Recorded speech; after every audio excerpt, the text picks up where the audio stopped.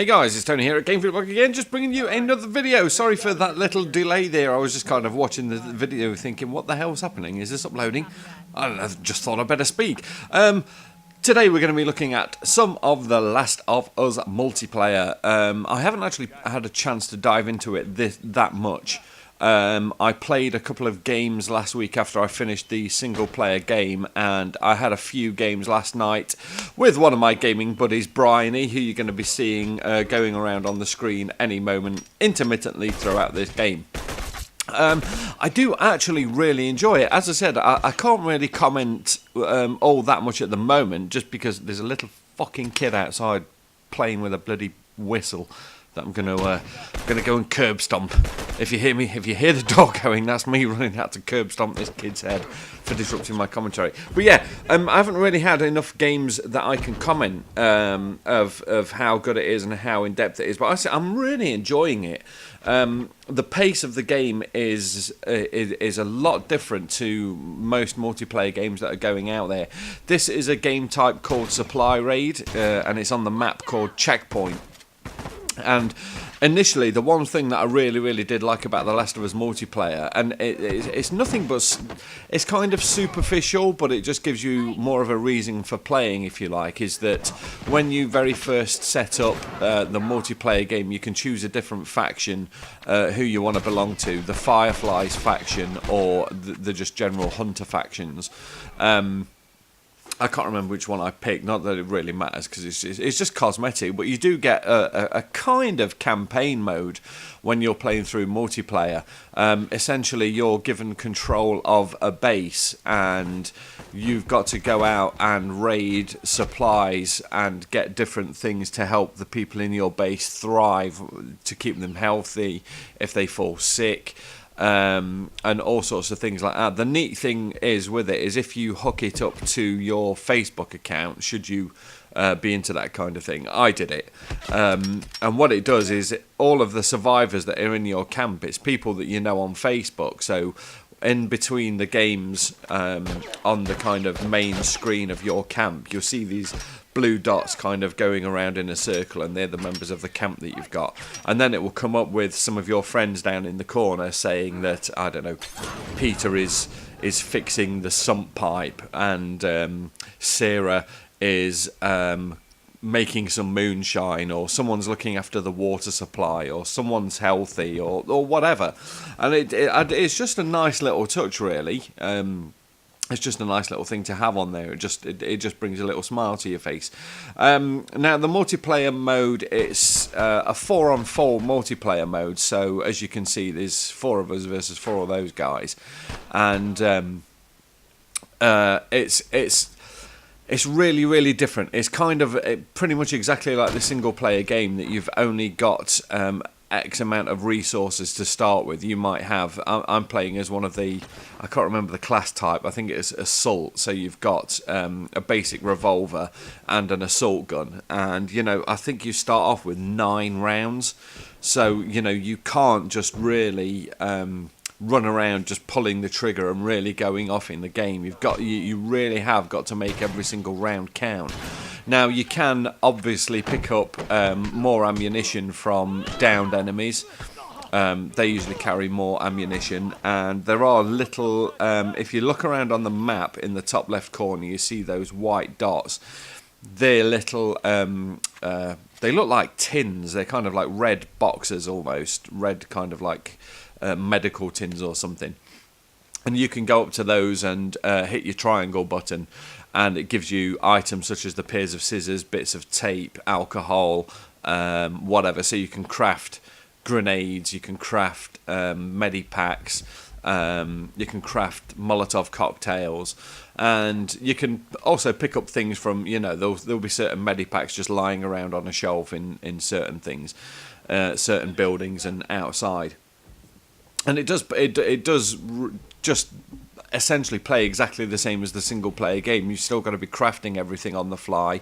Everything's still kind of very slow, very deliberate. You've got to stalk your way around the place. If you try and activate your hearing, as you do in the single player game, if you don't know, in the game, if you hold down the R2 button, it activates a kind of advanced hearing, so you can hear. It will give you the silhouette of people that are in the immediate area, if they're running about or if they're shooting or anything like that. But if they're still, they won't show up. So the amount of times that I've just been sneaking around somewhere, activating the hearing, thinking there's no one in a room, and I've been killed just because someone is just not moving. They're just camping in the corner. Which, of course, in this kind of play style, it's a valid play style, camping. You know, what you'll usually find is lots of groups that I've been up against that will just hold up in one single room. A game that we had after this, there was an upstairs room in this building, and the enemy team just didn't move out of there at all, which was forcing us to kind of keep pressing and going up and trying to attack their base, and which left us a little bit on the back foot because there were only 2 ways into this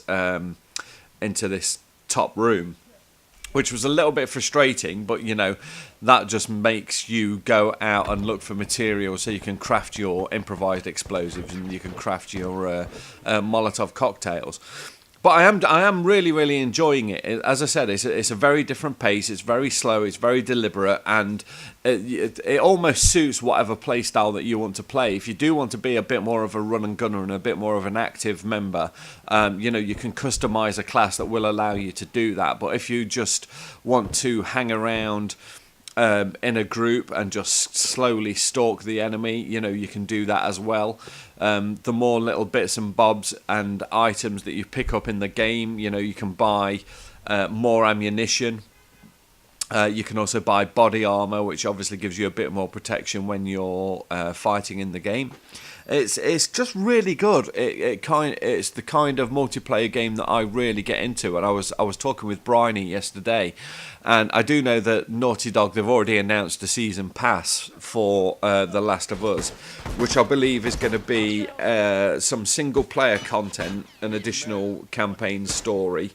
Probably nothing to do with Joe and Ellie, because Naughty Dog came out in an interview yesterday and said that their story is done and dusted. So it might be something else set with the Fireflies, I'd imagine.